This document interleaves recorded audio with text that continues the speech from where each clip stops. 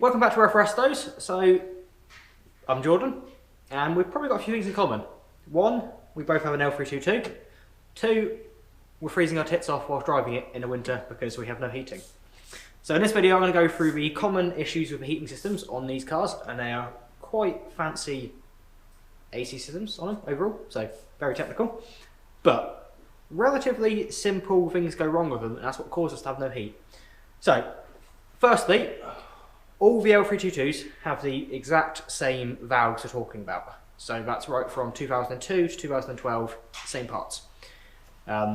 You'll have an extra valve, this one here, if you have a fuel burning heater. So if you've not got a fuel burning heater, then it's going to be one of a few options. It's going to be the valve which diverts the heat into either heater matrix. So the way it works on the system is the air in the cabin always runs through the heater matrix, I believe. But what it does is if you want heat, it puts hot water into matrix. If you don't, it doesn't. So there's a little valve that splits the coolant to both sides of the heater matrix in order to go passengers, drivers and such for the dual zone climate. If you've got single zone climate, which is very rare I think, and will be in very early ones, you might not have the valve, in which case you probably don't have these issues full stop, so you're not going to be in this video. But this little valve, which I'll show you in a moment, basically splits the coolant to each heater matrix if you want heat. Now, if you have a fuel burning heater, which is pretty much every diesel L322, then you have this valve as well. Now this valve controls where the water goes from the fuel burning heater. So what happens is the coolant always flows through the fuel burning heater as part of the circuit, but this valve here, it either allows the coolant to go through the engine and heat up the engine, or it allows the coolant to bypass the engine and heat the cabin straight up.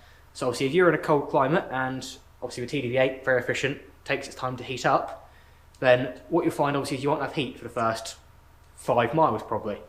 But with the fuel burning heater running, it will feed hot water into the cabin, heater matrices, and you'll get heat.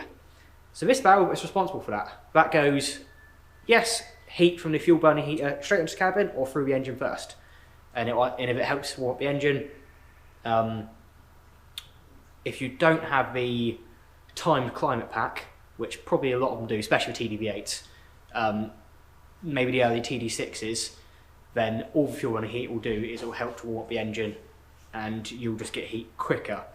But if you've got TDV8 or you have a timed climate pack, then you'll get heat, should be almost instantly within a few minutes, and you'll have the options of setting a timer on the dashboard to enable the car to preheat before you come out, or have a remote control for that.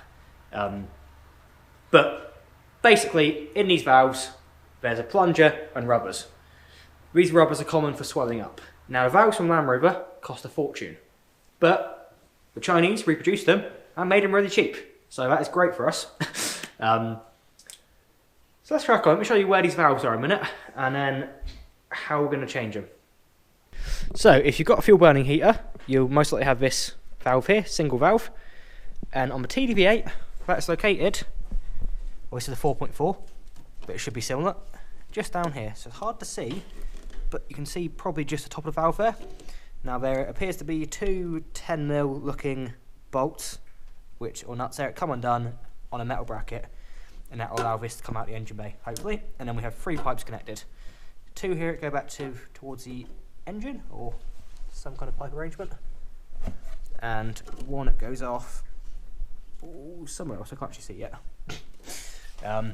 So that's located there, and then on the TDV8, behind this heat shield, down here, it's going to be hard for you to see, but there's a pipe on top, and that is one of the pipes. So we'll have to remove a heat shield in a second and then get our arms down there, and it's going to be fun, but that is the one there.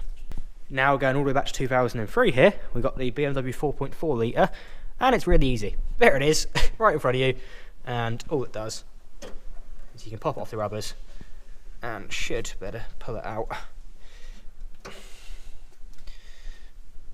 He says, like so. Now I'm going to reuse this one if I need it on my car because it's a genuine one. This car's a breaker. So I want to reuse this one because I had it there already sitting around doing nothing. But there it is. This pops off its brackets, plugs in with one electrical connector and 3 hoses to undo. It's advised you clamp off these hoses before you undo them to save losing your coolant. Now you're going to fill it back afterwards. But there you go. Know what it does? It diverts the coolant into whatever heat matrix you want it on, depending passenger driver requirements. So I'm going to take that one off there. Right, I've just cleared some access here, so I've unbolted the bracket up here for the wiring harness and move the electrical connector and some pipes out of the way down here. So now we can see the valve. You've got an 8mm bolt on the left there and a 10mm nut on the right. But looking at it, we can't actually get it, we're not going to get it out without disconnecting at least the bottom hose on the left hand side there. So I'm going to try and disconnect the hose a minute, unbolt this and see if we can get it out. It's going to be tight. I think I'm going to cheat a minute. So it's quite common to buy just a seal kit for these and put seals in it, but I bought a whole new valve just in case because I didn't know the solenoid was any good. But these are like identical to the original ones. Now, access to the bottom hoses there, it's a bit of a pain. But access to the top of this valve, it's not that bad. So I might risk taking this top off here a minute and just checking out the rubbers, because that'll tell me for sure what's going on, and possibly just changing the plunger, the rubber and the solenoid. Because what you can see maybe in here, you've got a plunger that goes down to there, and then you've got a little brass plungery bit at the top there, and that sits into a rubber. Now supposedly what happens is them rubbers swell. I might just take it apart and try it that way a second, because that's going to save a lot of time and hands getting cut up removing that valve. Let's give it a go. So if you remove the screws, this is what you're left with. You've got the solenoid on the top here, you've got the top part of the valve block, you've got a double plunger here, so that way, the way it naturally sits without it being energised, it allows coolant to flow through here. Or if you plunge it down, it allows it to come through here and out the top.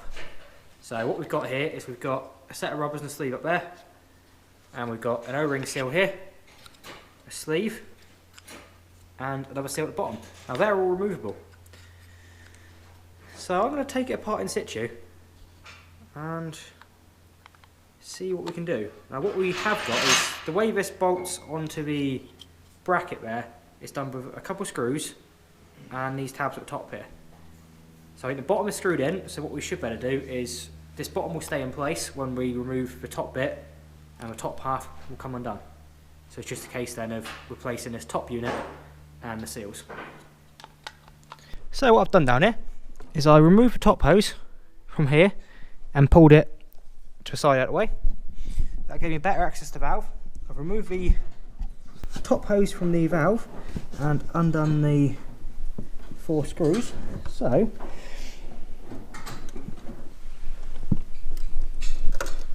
this valve, I'm hoping, will come out in a second. Right, so that's the old rubbers and such removed from the one that was in the car. Doesn't appear to be swollen. Like, you guys won't really see it's damaged because I had to get a pick in there and remove it. It's pretty stuck in there. But doesn't appear visually that bad. Also this plunger still moves. So it's a bit like, was it actually broken? Strange. But I changed the top half anyway, put the new seals in it, done it, bit of a pig.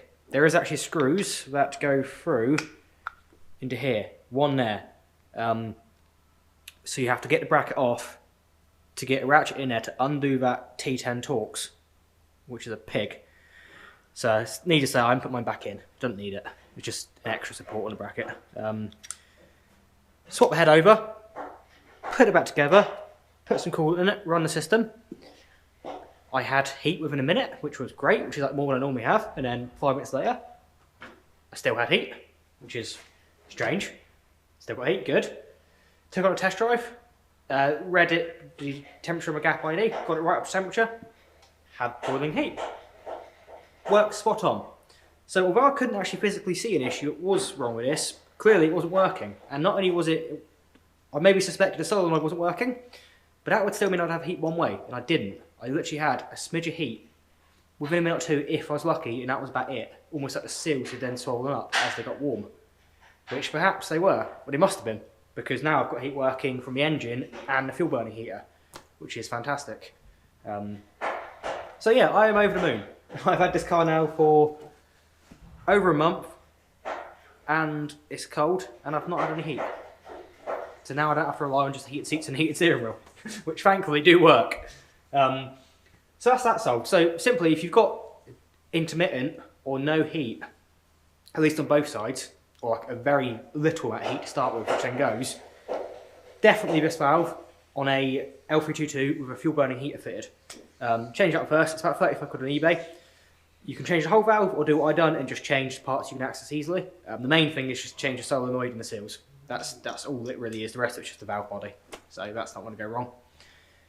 If for some reason you've got heat out of one side in the dash, or one side's intermittent, or both passenger drivers are just doing what they want or not doing quite what they're told, that's likely to be the other valve, which is a double one of these, located down, as I showed you, on the right-hand side there from looking at the front. It might actually be easier to change, because once you get the shields out of the way and get it off, it actually, I think, there's more play to bring it out the bay, whereas this one has short pipes. At least this fit-in is a short pipe, and this fit-in is inaccessible, and it's hard to get to. I would really recommend, if you're going to do this, that you buy a set of the ear hose clamp removal tools which lock in. So because the way Land Rover orientate it in the bay, the ears stick out this side, which is great, so you put them on the accessible side, but you can't really get grips in there to do them. It's a real nightmare. If you had this tool, it goes straight in from the top, grips on, and it ratchets up, and then it will hold the clip in place so you can remove all the pipes. So, which would be in turn probably easier to remove all the pipes and do it that way and remove the whole valve than to rebuild it. But because one of them tools is broken and the grip just really was difficult to get in there, I opted for trying to rebuild as much of it in place. So it's up to you really what you want to do with what tools you've got, but I'd certainly recommend a set of them pliers that ratchet in and open up them hose clamps so you can remove them. That would make your life so much easier. So yeah, that is, I was expecting to have to do 2 valves. I'm happy when I've done 1 valve. If that happens to help you at all, then why not like the video, drop me a comment, subscribe, because there's plenty of previous content on my other 2 L322s I've had, and there's plenty of content recently gone up on this one. That's fixes, upgrades, modifications, maintenance. It's all there, and there's plenty more to come. So yeah, I've been Jordan. Thank you for watching. I'll see you again. Cheers.